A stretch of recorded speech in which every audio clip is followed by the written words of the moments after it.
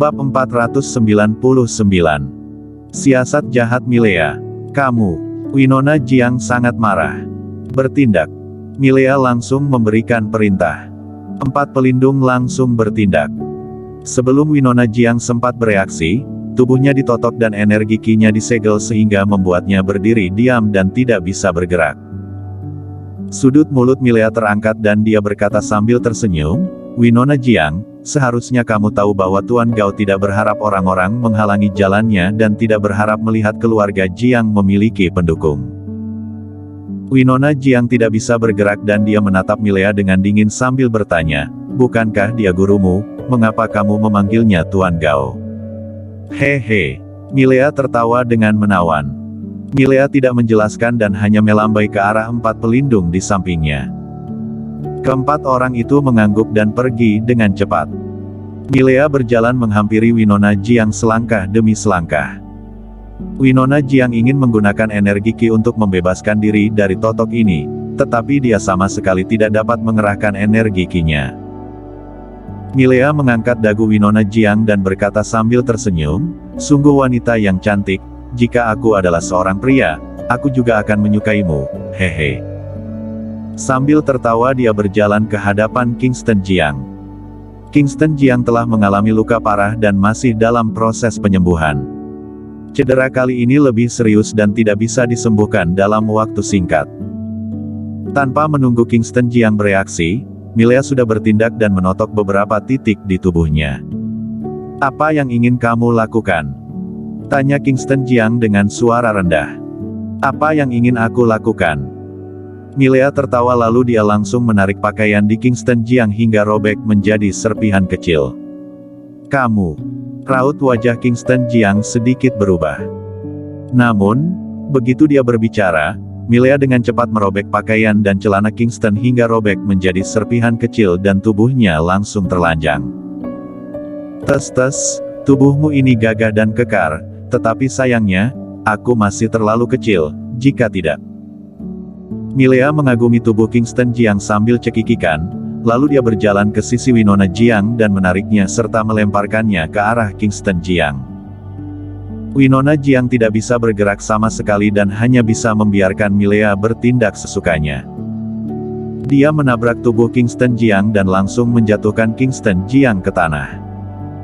Kingston Jiang jatuh ke tanah dan dia berbaring di atas tubuh Kingston Jiang.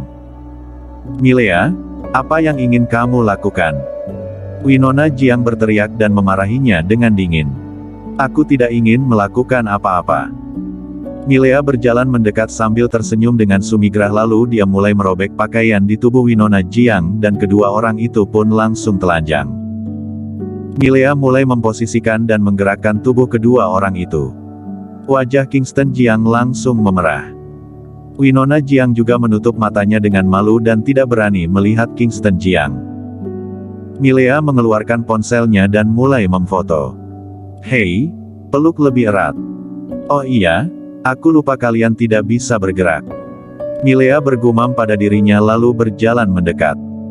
Dia meraih tangan Kingston Jiang dan meletakkannya di punggung Winona Jiang sehingga mereka berpelukan.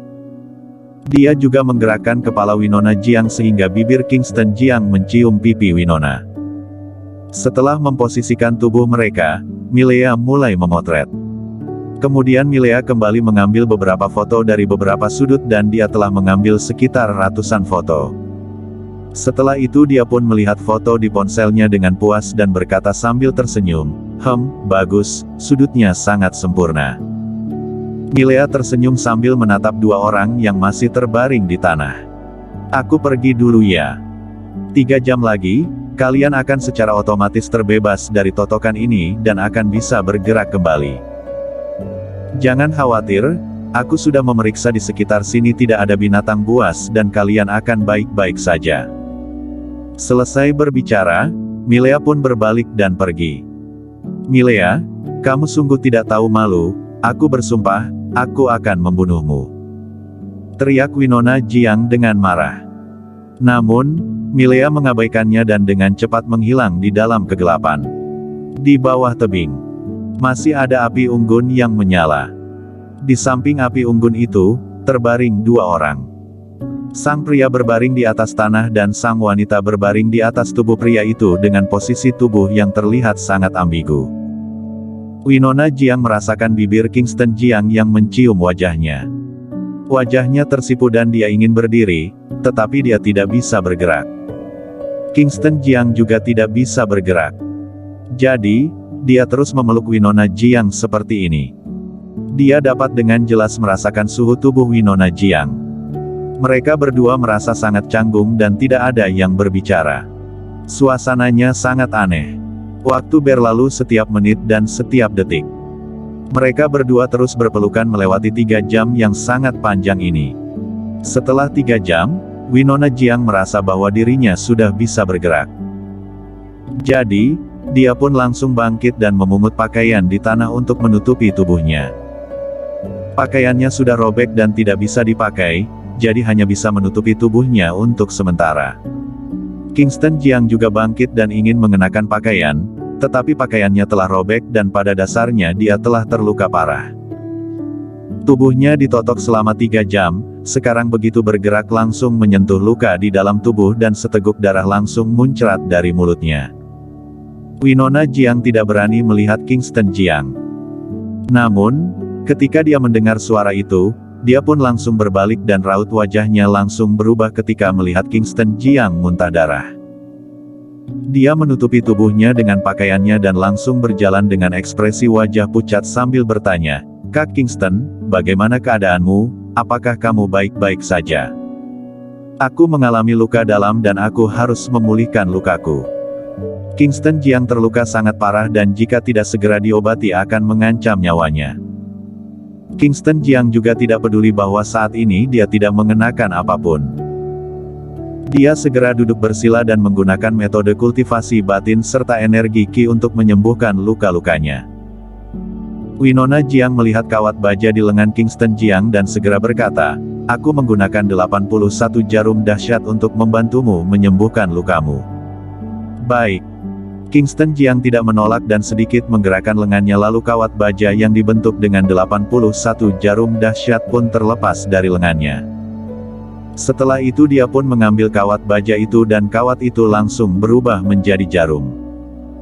Winona Jiang berasal dari keluarga Jiang jadi dia juga menguasai ilmu medis. Namun, dia tidak memahami kondisi luka Kingston Jiang. Jadi, dia pun bertanya, "Mau ditancapkan di mana?" "Dada." "Baik." Winona Jiang melakukan sesuai yang Kingston Jiang katakan. Dia menancapkan 7-8 jarum secara berturut-turut dengan mengikuti instruksi Kingston Jiang. Setelah 7-8 jarum ditancapkan, cedera Kingston Jiang untuk sementara telah terkendali. Winona Jiang meletakkan jarumnya. Kemudian dia duduk di samping dan memegang lututnya dengan kedua tangannya. Kingston Jiang melihat hanya ada beberapa serpihan kain yang menutupi tubuh Winona Jiang dan dia juga melihat ekspresi Winona yang berlinang air mata, jadi dia pun tidak bisa menahan diri untuk tidak berkata, "Maaf, aku sudah melibat kamu." Winona Jiang menggelengkan kepalanya dengan kuat dan berkata dengan terisak-isak, "Ini tidak ada hubungannya denganmu. Milea yang ingin menjebakku dan memfitnahku berselingkuh agar bisa mengagalkan pernikahan berbasis bisnis antara keluarga Jiang dan keluarga Xiaoyao." Hiks, bagaimana ini? Apa yang harus aku lakukan? Jika aku kembali ke Jiangzhong, aku pasti akan dipukuli sampai mati oleh petik terbalik akek. Winona Jiang pun menangis.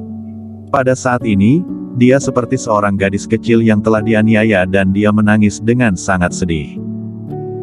Kingston Jiang mengerutkan kening dan setelah berpikir sejenak, dia pun berkata, "Aku akan menjelaskan hal ini kepada Dimas Jiang.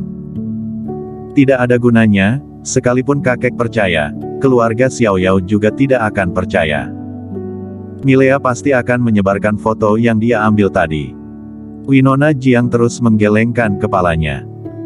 Kingston Jiang berkata, "Kita dijebak dan kita tidak bersalah. Orang yang tidak salah tidak perlu membuktikan diri, tidak ada yang perlu ditakuti.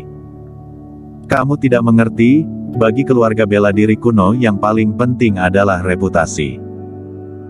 Jika Milea menyebarkan foto yang diambilnya tadi, meskipun aku sudah hancur, keluarga Xiao Yao pasti tidak akan menjalin pernikahan berbasis bisnis dengan keluarga Jiang lagi. Hal ini akan menghancurkan rencana kakek dan keluarga Jiang juga akan ikut hancur dan tidak bisa bangkit lagi. Kakek pasti tidak akan mengampuniku. Winona Jiang terisak dengan pelan. Kingston Jiang duduk di hadapannya. Di matanya, Winona Jiang serba bisa. Namun, pada saat ini, Winona Jiang malah terlihat sangat tidak berdaya. Kingston Jiang menghela nafas panjang. Ada yang bisa aku bantu. Bersambung.